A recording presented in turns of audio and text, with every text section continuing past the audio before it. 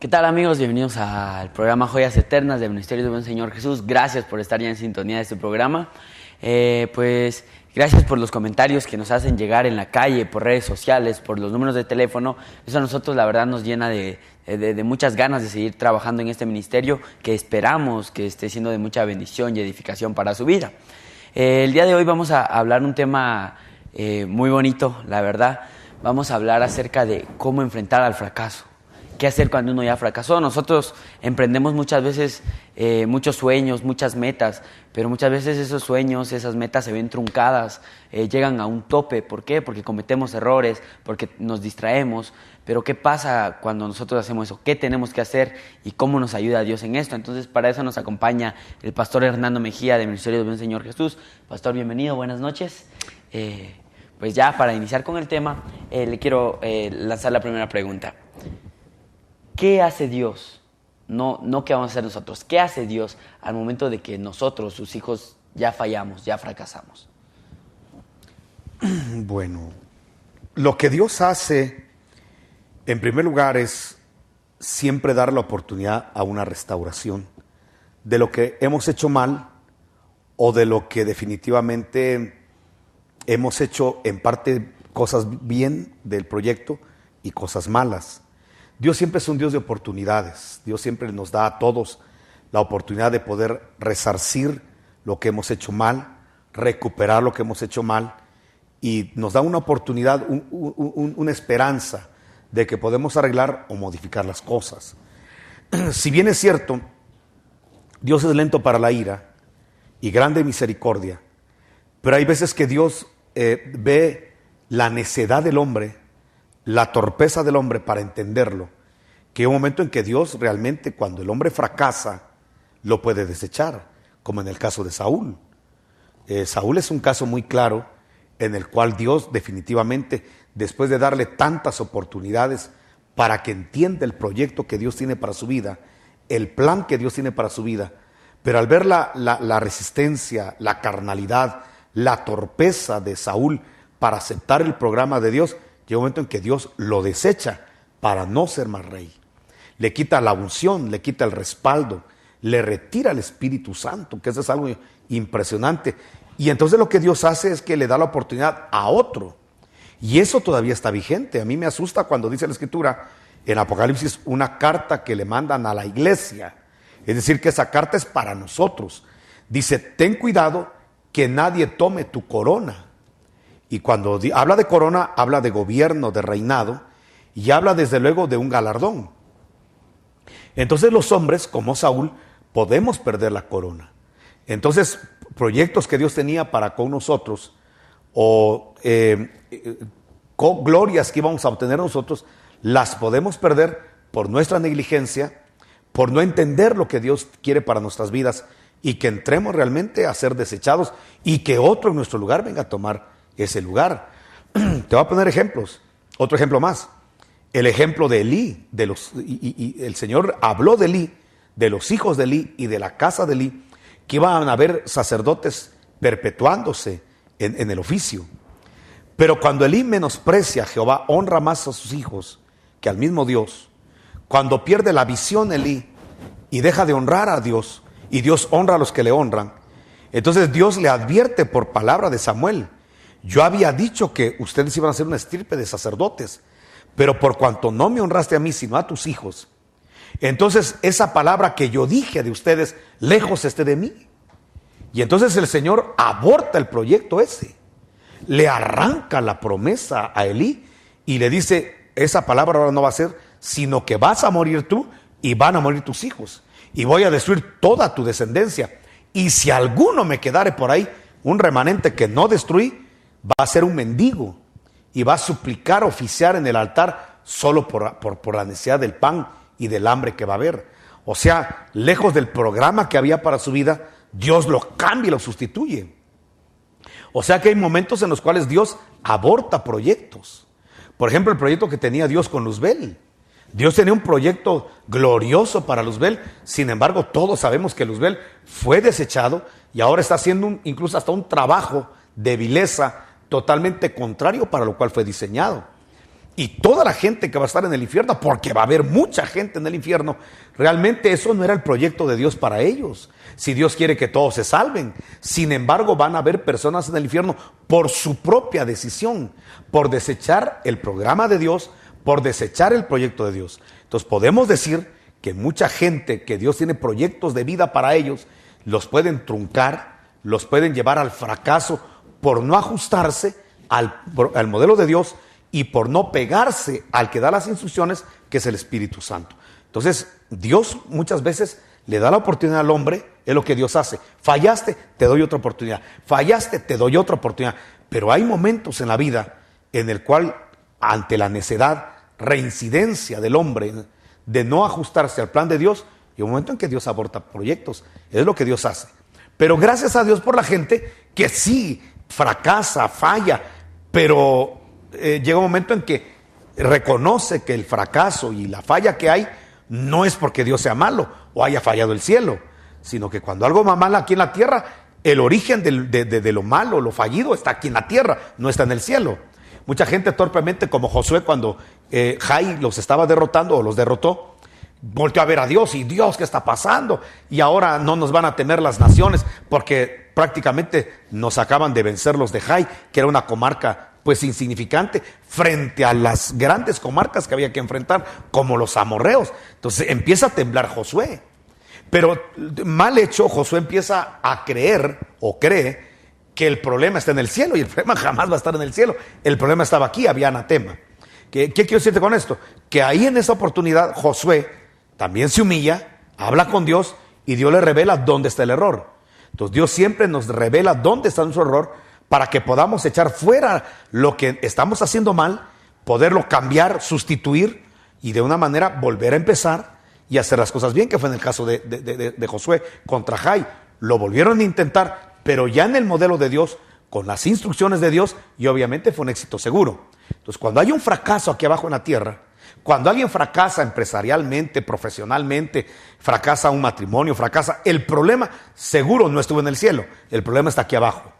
Y hay proyectos que Dios puede permitir que se restauren, y otros donde definitivamente el Señor abandona los proyectos porque ya son fallidos, porque ya hay tanta necedad, tanta torpeza, y que Dios respeta la voluntad de los hombres. Amén, pastor. También a mí me llama la atención mucho un caso muy especial, que es el caso de Israel.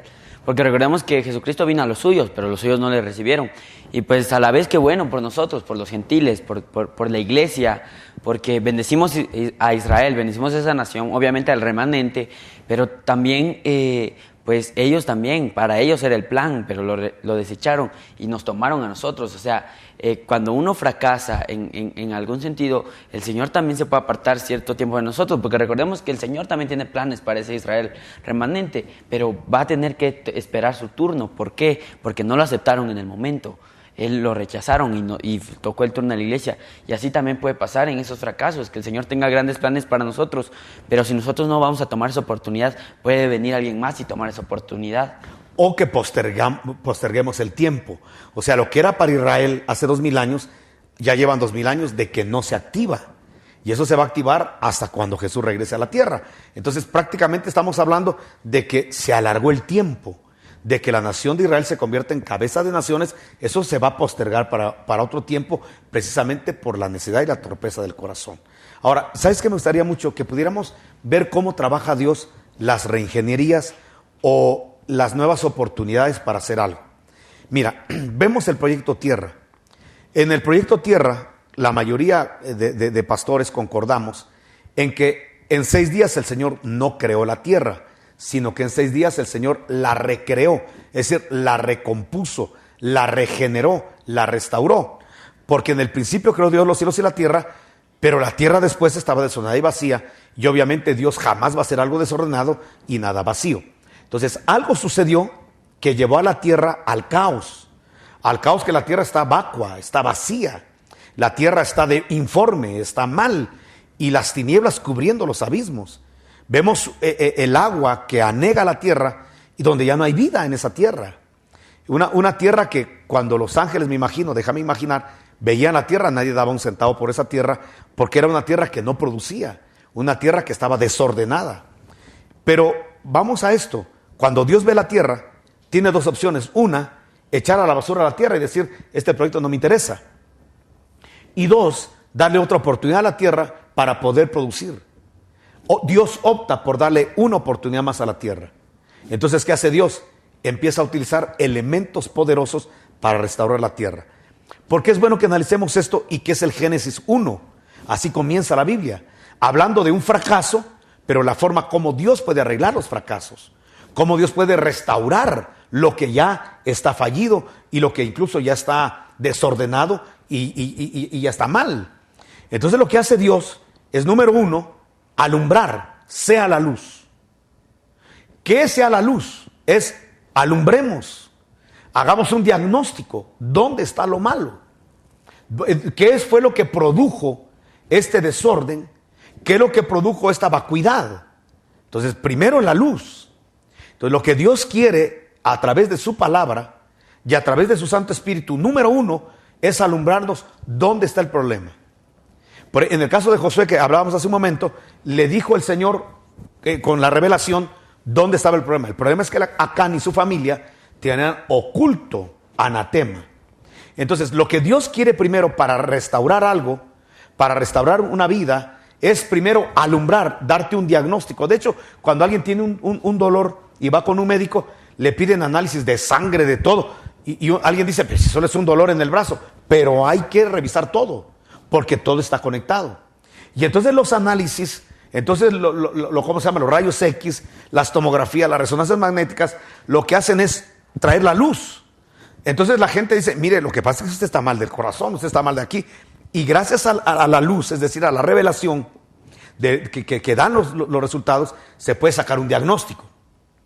Entonces, cuando el Señor dice, sea la luz, lo que está hablando es, bueno, veamos, analicemos dónde estuvo tu fracaso.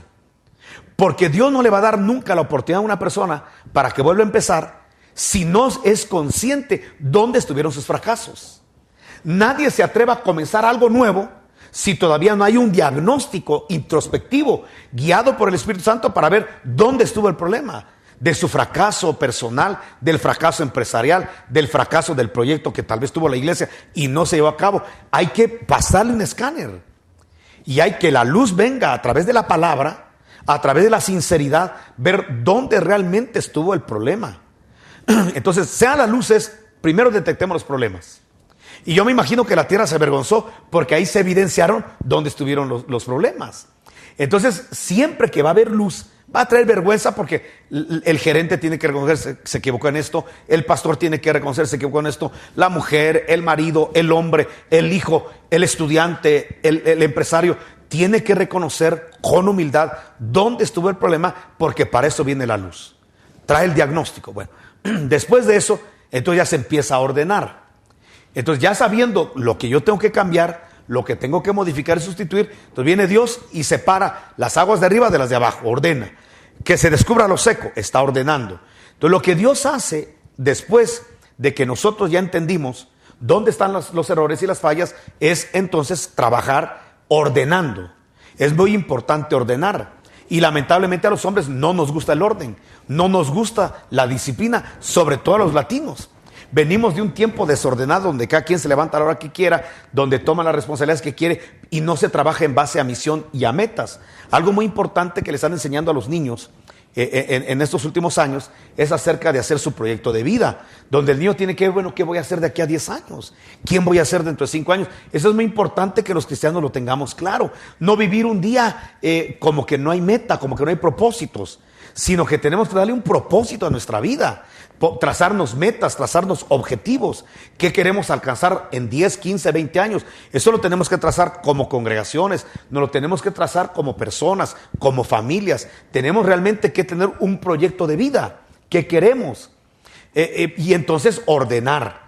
Por ejemplo, el joven que quiere ser profesional, obviamente va a tener que tener una visión. Bueno, quiero tener una toga de aquí a 6 años, entonces voy a meterme de lleno y voy a tratar por todos los medios de no incluir distractores a mi meta, porque a veces hay distractores a las metas que se proponen.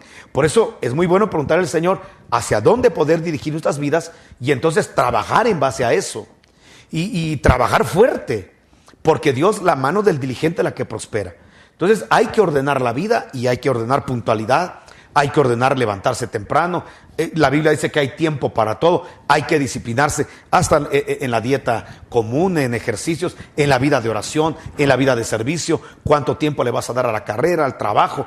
En fin, hay que organizarse, hay que ordenarse, porque Dios jamás le ordena a una persona, produce, multiplícate, si antes no le hizo un diagnóstico y le mostró dónde están los errores y sin que antes esta persona se ordene. O sea que Dios trabaja en el diagnóstico y trabaja en el orden. Cuando una persona se ordena, cuando una vida se ordena, cuando una congregación se ordena, cuando una empresa se ordena, entonces ya viene la orden del Señor. Bueno, ahora multiplícate. Y entonces empieza la multiplicación, entonces empieza la producción. Y Dios quiere que produzcamos. Y Dios quiere que nuestros proyectos salgan adelante. Pero para eso necesitamos un buen equipo, sobre todo si es de vida congregacional, un buen equipo de gente que tenga esta visión. La humildad de recibir de dónde me equivoco para poder cambiar y también la fuerza para poder ordenarse y disciplinarse. Y luego entonces Dios empieza a permitir que la empresa, que lo que un día fue un fracaso, ahora produzca. Ya me imagino la cara de los ángeles cuando vieron ahora una tierra diferente a la que se veía en Génesis 1:2. Ahora ya en el capítulo, en el verso 5, ya es otra tierra, ya tiene otro diagnóstico, ya tiene otra apariencia y ya está produciendo. Y algo más, después de que uno produce, Dios le dice al hombre, sojuzga. Porque hay un problema, cuando ya hay producción y cuando nuestros proyectos están produciendo, llega un momento en que el proyecto se vuelve señor de uno. Y el Señor le dice al hombre, vuélvete señor de tus proyectos, sojúzgalos. Porque el problema, voy a poner ejemplos de una empresa. Cuando una persona ya está prosperando en su empresa, se olvida de servirle al Señor, se olvida de perseverar. Entonces, lo que le está dando beneficios y producción, ahora, en vez de volverse una bendición, se vuelve en un lazo y una esclavitud para no servir al Señor o no ministrarle. Entonces, el Señor es muy claro, sojuzga. Lo que se produce, hay que sojuzgarlo. Lo que te está dando, si es un ministerio, si es un trabajo, si es una empresa, lo que te está produciendo, vuélvete señor de eso y no que eso se vaya a volver señor tuyo. Yo conozco mucha gente que a través de los estudios dejó de congregarse a la vida espiritual y después terminan en el mundo y terminan en actos totalmente desagradables al Señor. ¿Por qué? Porque en vez de sojuzgar, y tú le preguntas, hermano, ¿qué le pasó? Es que mi trabajo, es que mi estudio, es que mi familia, es que los viajes. Entonces, aquí hay un error grande. No permitas que la producción, que lo que Dios te está dando como medio de vida, de bendición, ahora resulte ser un lazo y una esclavitud. Y te vuelvas esclavo de las cosas que se producen. Entonces el Señor le da la orden al hombre. Primero, luz, diagnóstico. ¿Qué te está haciendo bien y qué mal? Lo bien para continuarlo o mejorarlo y lo malo para cambiarlo, sustituirlo. Luego, ordena. Hay que ordenar muchas cosas y hay que entrar a orden. Y después de eso, entonces ya viene la producción, la multiplicación y el señorío sobre las cosas que se están produciendo y multiplicando. Y hay gente que ahora, como ya recibe dinero, y es mucho dinero, ya no quiere diezmar. Hay gente que como ya recibe dinero, en vez de volverse más dadivoso, ahora se vuelve tacaño. Entonces, no dejemos que las cosas se enseñoreen de nosotros. No permitamos que el mismo ministerio se haga señor de nosotros. Nosotros somos señores del ministerio, de la carrera, de la profesión, del dinero y de todo lo que nos está produciendo. Amén. Amén. Entonces es la forma como Dios está trabajando y trabaja. Amén. También cuando hablamos de reingeniería, de reconstruir, de arreglar, también tenemos que entender de que el Señor no va a arreglar a aquel que no se quiera arreglar. Recordemos que el Señor nada lo hace a la fuerza, el Señor nos dejó una voluntad, el Señor nos dejó ese pues lo podríamos decir, ese privilegio de que nosotros tengamos decisiones, de que Él no decide por nosotros. Nosotros decidimos si queremos que Él haga ese cambio en nosotros o no, si nosotros queremos que Él venga y arregle todo eso que está tirado dentro de nosotros, todos aquellos fracasos. Entonces todo eso es lo que nosotros en lo que tenemos que trabajar. ¿Y cómo lo vamos a hacer? Pues teniendo humildad, reconociendo nuestros errores. Si tú aceptas tus errores, si tú aceptas que has fallado, si tú aceptas que necesitas que te arreglen, pues obviamente el Señor va a venir y te va a cambiar. Pero si tú andas con una actitud altiva, con una actitud, no, yo no fallo, yo no he pecado, pues obviamente nadie te va a cambiar. Sí, o sea que cuando hablamos del diagnóstico es muy importante la humildad. Es muy importante que alguien reconozca que se hizo mal. Es que hay gente que se encapricha. No lo estoy haciendo mal. Esa es mi forma de ser, es mi forma de trabajar. Y se muere en el barco, lamentablemente se le hunde, porque no tiene la capacidad en la humildad de recibir un consejo y recibir realmente en el diagnóstico que falló, que no está haciendo las cosas bien, que podrá ser muy sabio en otras áreas de la vida, pero que en esas es débil. Y que entonces necesita de un equipo que le apoye, de preparación, de formación, de cambiar, de sustituir. Pero eso se llama humildad. Nadie puede empezar un nuevo proyecto de vida si no tiene humildad. Nadie puede reconstruir algo si no tiene humildad. De hecho, hablemos de la relación con el Señor. Cuando pecamos y fallamos, lo primero que tenemos que hacer, en vez de justificarnos como Adán, porque ¿cuál es el problema de Adán? Persistir en su error o culpar a otros de su error. El hecho de culpar a otra persona es que por ella fracasé, es que por esta persona, la verdad que eso no cambia las circunstancias, sigue el mismo fracaso. El fracaso cambia cuando dejamos de que Dios nos desnude y nos ponga de manifiesto lo que estamos haciendo mal. Y Dios cuando nos desnuda no es para avergonzarnos. En ningún momento Dios le quitó la ropa de las hojas de parra a Adán y Eva para avergonzarlo, sino para darle a entender que toda esa justificación que está a su alrededor no le sirve de nada, que lo que tiene que hacer es reconocer que ha fallado y dejar que Dios intervenga para hacer la reingeniería necesaria. Entonces vemos que Dios, cuando nos da un diagnóstico y permite que alguien se acerque para ayudarnos a recomponer las cosas, no es porque Dios sea malo o quiera avergonzarnos, sino porque Dios es bueno y quiere que tengamos éxito. Pero no se puede tener éxito haciendo siempre las mismas cosas. Si tú vas a hacer las mismas cosas, por ejemplo, vamos a hablar de esta manera. Hay gente que de repente le va mal en una congregación, entonces se cambia de congregación, de ahí la vemos en otra congregación. ¿Qué está pasando? No es cambiando de cama como sana un enfermo. El enfermo tiene que cambiar sus hábitos, su conducta para poder sanar, esté en el lugar donde esté. Entonces lo mismo pasa a mucha gente que cierra un negocio, abre otro negocio, pero siempre haciendo las mismas cosas. Entonces si siempre vas a hacer las mismas cosas, estés en la zona 3, estés en la zona 1, estés donde estés, las cosas van a salir mal. Las personas que de repente tienen relaciones sentimentales y fracasan, definitivamente algo está pasando mal. No es cambiando de pareja, es cambiando. Hay algo en la persona que está mal, que tiene que cambiar. Lo mismo en el estudiante.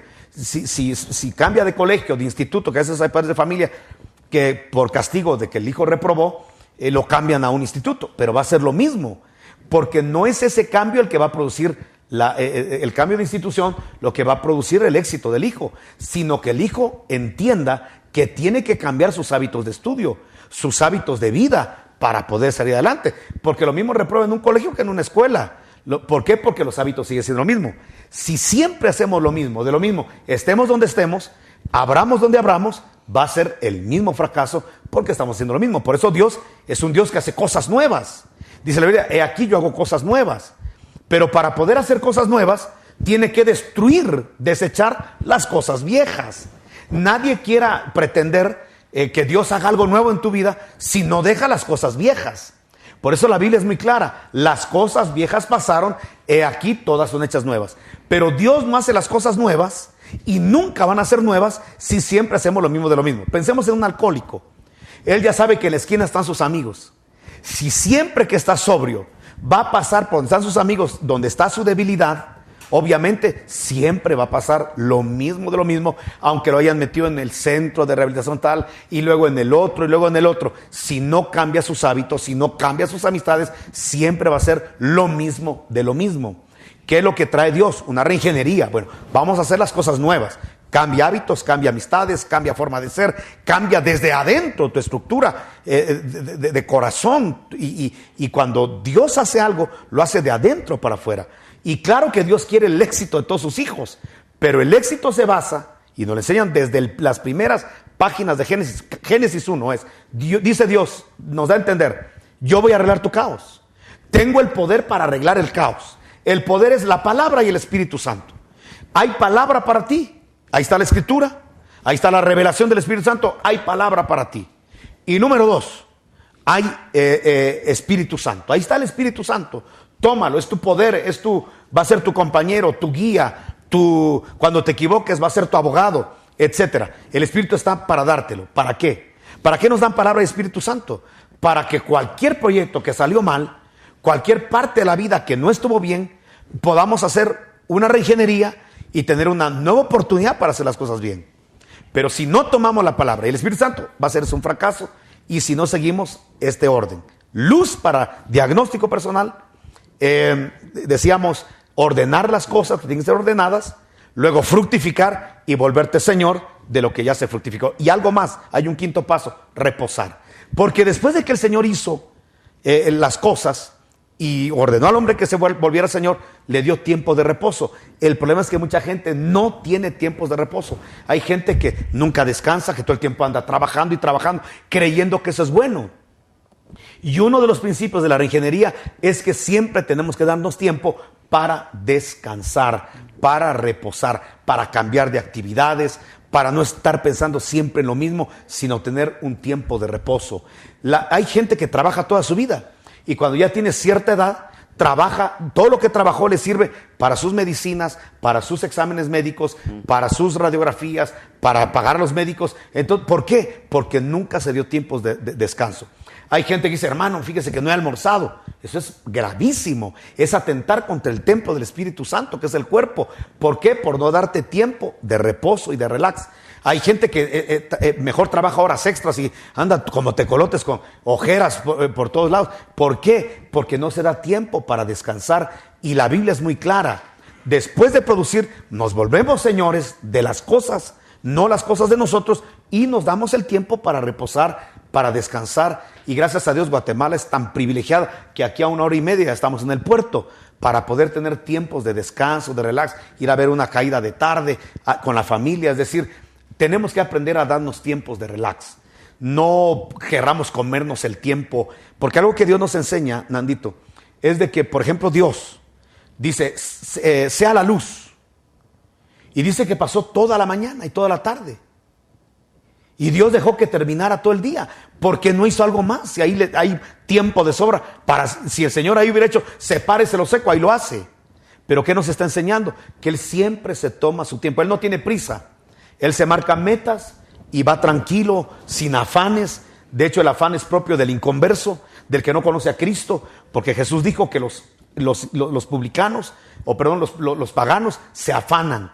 Los cristianos, los que tenemos a Cristo como nuestro reposo, nunca nos afanamos. Las cosas se van a ir dando en su tiempo. Ahora, ¿por qué Dios no hizo algo más? Porque estaba disfrutando lo que hizo. Hay gente que ha hecho: mire, yo he hecho tantos negocios, tantas empresas, pero nunca lo disfrutó. Mire, tengo tantas maestrías, pero no lo disfruta.